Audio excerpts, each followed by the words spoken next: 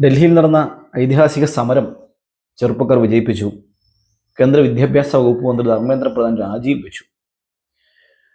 പക്ഷേ ഇന്നലെ വരെ ഈ സമരത്തെ തള്ളിപ്പറഞ്ഞ് BJP RSSനെയും ധർമ്മേന്ദ്ര പ്രധാനെയും വെളുപ്പിക്കാൻ പണം വാങ്ങി വീഡിയോ ചെയ്ത ചില ആളുകൾ ഇപ്പോൾ ഈ സമരത്തിന്റെ ക്രെഡിറ്റ് എടുക്കാൻ SFI ശ്രമിക്കുന്നു എന്നൊക്കെ പറഞ്ഞിറങ്ങിയിട്ടുണ്ട്. അതിലൊരാൾ ഈ കാണുന്ന കക്ഷിയാണ്.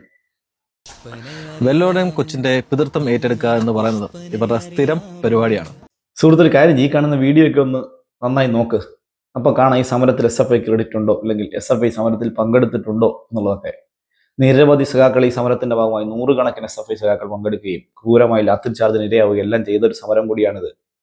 നോക്ക്, ഈ വീഡിയോകൾ ദൃശ്യങ്ങളൊക്കെ ഒന്ന് കണ്ടു നോക്ക് കേട്ടോ.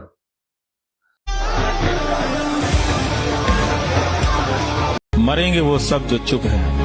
कोई गोली से मरेगा, कोई धक्का मुक्की से मरेगा और कोई भूख से मरेगा.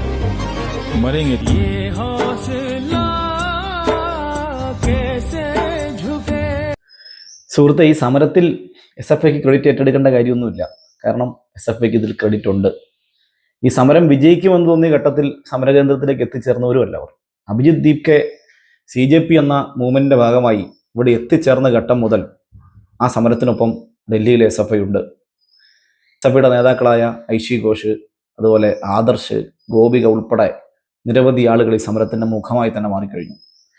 സോനം വാങ്ചുക്കിനെ ഈ സമരകേന്ദ്രത്തിൽ നിന്ന് അറസ്റ്റ് ചെയ്ത് കൊണ്ടുപോകുമ്പോൾ അതിന്റെ തുടർച്ചയായി നിരാഹാര സമരം ഏറ്റെടുക്കുന്നത് SFI നേതാക്കൾ കൂടിയാണ്. അഭിജിത്ത് ദീപ്കയ്ക്കൊപ്പം SFI നേതാവ് ഐഷി ഘോഷും SFIയുടെ അഖിലേന്ത്യാ പ്രസിഡന്റ് സഖാവ് ആദർശും ഈ സമരത്തിന്റെ ഭാഗമായി നിരാഹാര സമരം ആരംഭിച്ചു. അതുകൊണ്ടാണ് ഈ സമരം കഴിയുമ്പോൾ CJPയുടെ വക്താവ് അശുതോഷ് റാങ്കെ തന്നെ SFI ഉൾപ്പെടെയുള്ള ഇടത് വിദ്യാർത്ഥി സംഘടനകൾക്ക് നന്ദി അറിയിക്കുന്നത്. അതുകൊണ്ടാണ് SFI ഈ സമരകേന്ദ്രത്തിൽ ഒരുക്കിയ ക്രാന്തി കോർണറിലേക്ക് അഭിജിത്ത് ദീപ്കെ വരുന്നത്. അവിടെ വന്നാണ് ബഹുമാനപ്പെട്ട KK ശൈലജ ടീച്ചർ ഉൾപ്പെടെയുള്ള സഖാക്കൾ അദ്ദേഹം കാണുന്നത്. അതുകൊണ്ട് SFIക്ക് ഇതിൽ ക്രെഡിറ്റ് ഏറ്റെടുക്കേണ്ട കാര്യമില്ല. കാരണം ഈ സമരത്തിന്റെ ഭാഗമായിരുന്നു SFI. ഈ സമരത്തിന്റെ മാത്രമല്ല, രാജ്യ തലസ്ഥാനത്ത് ഉയർന്നു വരുന്ന എല്ലാ ന്യായമായ സമരങ്ങളുടെയും ഭാഗമായി അവിടുത്തെ വിദ്യാർത്ഥികൾ പങ്കെടുക്കാറുണ്ട്.